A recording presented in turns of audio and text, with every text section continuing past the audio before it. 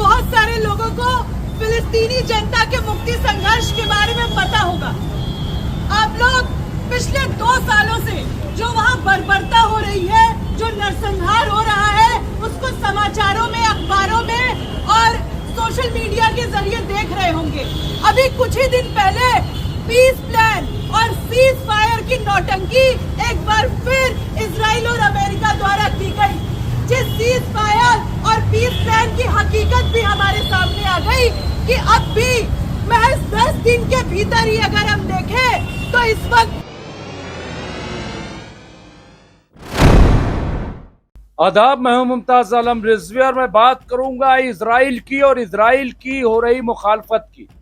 Israel की मुखालफत Israel की सरजमीन पर भी हो रही है और पूरी दुनिया में मुखालफत चल रही है। अमेरिका ले लीजिए, लंदन ले लीजिए, इटली ले लीजिए, फ्रांस ले लीजिए, जर्मनी ले लीजिए, यमन ले लीजिए, ईरान ले लीजिए, कोई मुल्क ऐसा नहीं है कि जहां पे मुखालफत न हो रही हो। यहाँ तक कि तुर्की और लेबनान और इसके अलावा जॉर्डन, यहाँ पर भी गाहे बगाहे आवाज उठती रहती है। भले ही हम यूएई और सऊदी अरब में एहतजाज न देखें, लेकिन वहां भी आवाम के अंदर गम गुस्सा है। अब हम बात करते हैं हिंदुस्तान की। हिंदुस्तान में भी अक्सर व बेशतर फिलिस्तीन की हिमायत में आवाज उठती रहती है। कहीं कॉन्फ्रेंस तो कहीं स्टूडेंट का प्रोटेस्ट, कहीं कोई प्रोग्राम। इस तरह से हिंदुस्तान में भी ऐसा नहीं है कि आवाज नहीं उठती रही है। और एक वीडियो जो बहुत तेजी से वायरल हो रहा है वो इस बात की दलील है कि हिंदुस्तान में भी इजराइल के खिलाफ गम गुस्सा पाया जाता है। वैसे मैं पॉलिसी की बात करूं तो हिंदुस्तान की जो खारजा पॉलिसी है उसमें फिलिस्तीन भी हिंदुस्तान का दोस्त है और इजराइल भी। और ऐसा देखा गया है कि जब भी यूएनओ में फिलिस्तीन या 2 रियासती हल को लेकर के वोटिंग हुई तो हमेशा फिलिस्तीन के हक में हिंदुस्तान ने वोट किया। एक बड़ी सच्चाई है। और यही नहीं, मदद भी हिंदुस्तान से जाती रही। और ये हिंदुस्तान ऐसा मुल्क है जहां फिलिस्तीनी सफारतखाना यानी एम्बेसी जो है यहाँ पे मौजूद है और इजराइल से पहले से मौजूद है। ये भी एक बड़ी सच्चाई है।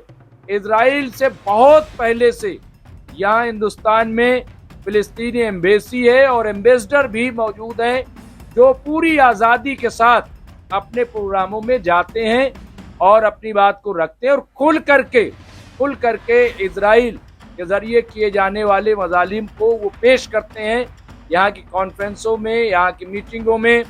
तो अब ये जो वीडियो आया है ये दरअसल वीडियो है दिल्ली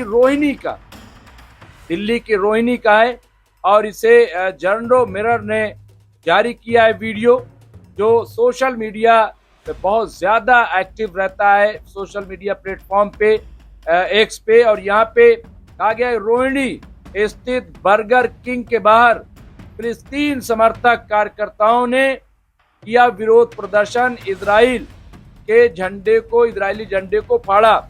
ये वीडियो आप देखिए, यहाँ पे ये दिखाया जा रहा है और ये इस तरह से कहीं वहाँ पे भी ये ग्रुप गया है कि जहाँ पे इजरायली हामियों की शॉप है या जो भी है वहाँ पर भी ये प्रोटेस्ट होता रहा। तो यहाँ पे आप देख सकते हैं किस तरह से इजरायली झंडे को फाड़ा गया और फिलिस्तीन के हिमायत में आवाज़ बुलंद की गई। तो ये हिंदुस्तान की तस्वीर है और इस तरह मुख्तलिफ मुल्कों से तस्वीर आती रही है।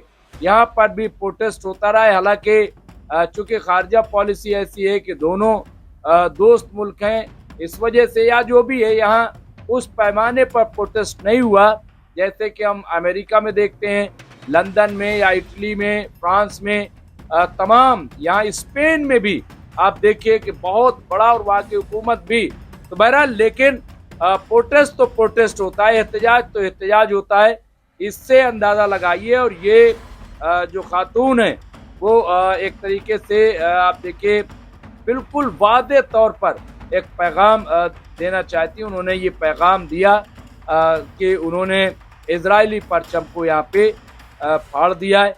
ये तस्वीर जो है, ये वीडियो काफ़ी तेज़ी से वायरल हो रहा है। और ये इसलिए क्योंकि आप देखिए 2 साल से जंग चल रही है, जंगबंदी हुई है, लेकिन अब भी उस जंगबंदी की खिलाफ वर्जी इजराइल की तरफ से की जा रही है, ऐसी रिपोर्टें आ रही हैं।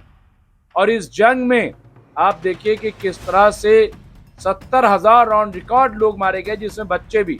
और कल जिस तरह से वहां के एक वजीर ने, मैं नाम नहीं लेना चाहता, एक वजीर ने यह कहा कि अगर बच्चों को भी मारना पड़े तो बच्चों को भी न बख्शा जाए, बच्चों को भी गोलियां मार दी जाएं। ये बात जो है वो वहां वजीर कह रहा है। हालांकि कहने क्या बात, बच्चों को मारा ही जा रहा है, अब येलो लाइन हो, रेड लाइन हो, जो भी है, लेकिन जिस तरह से बच्चों को मारा गया है, ये शायद तारीख में पहली बार ऐसा हुआ कि 22-23 हजार ऑन रिकॉर्ड बच्चों को मार दिया गया गाजा में। इससे ज्यादा जुल्म और ज्यादती और क्या होगी।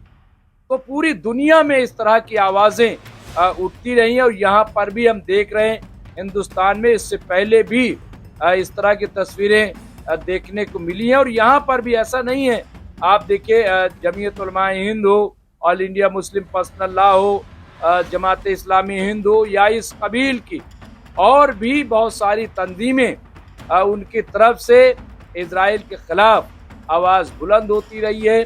और हमेशा एक ही डिमांड की गई है कि फौरी तौर पर जंगबंदी की जाए और 2 रियासती हल पर को अमली जामा पहनाया जाए।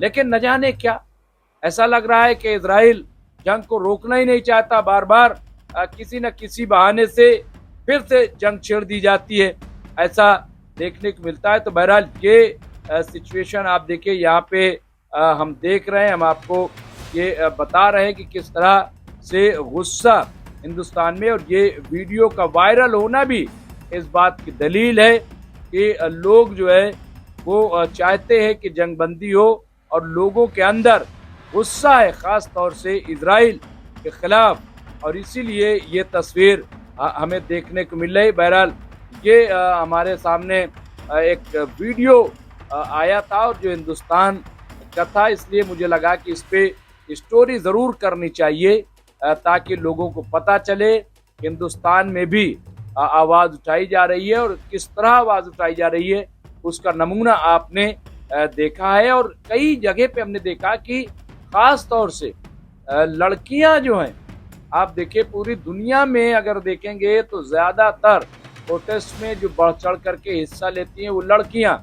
हमने सीए का प्रोटेस्ट भी देखा था, उसमें भी शाहीन बाग जब बना था तो लड़कियों ने, औरतों ने दिल्ली में शाहीन बाग में 80-85 साल की बुजुर्ग खातून से लेकर के स्कूल में तालीम हासिल करने वाली बच्चियों तक ने उसमें शिरकत की थी, और हुकूमत के सामने अपने मुतालबात को रखा था। तो ये एक सच्चाई है कि औरतें जिनके बारे में ये कहा जाता है उनको दबाया जा रहा है, उनको पर्दे में रखा जा रहा है, वो बोलना नहीं जानती, इस तरह की बातें, लेकिन वही औरतें मैदान में जब वक्त आता है तो उतरती हैं, आवाज़ बुलंद करती हैं। और यहाँ कोई मजहबी कैद नहीं है।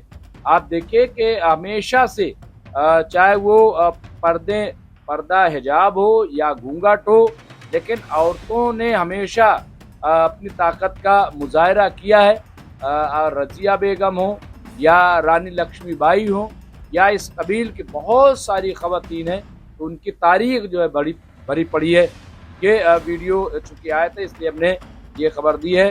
तो मेरे ख्याल से आप भी इसे ज़्यादा से ज़्यादा शेयर करें, और ताकि लोगों तक ये मैसेज जाए। बहुत बहुत शुक्रिया। देखते रहिए एमएमसी न्यूज़ इंडिया।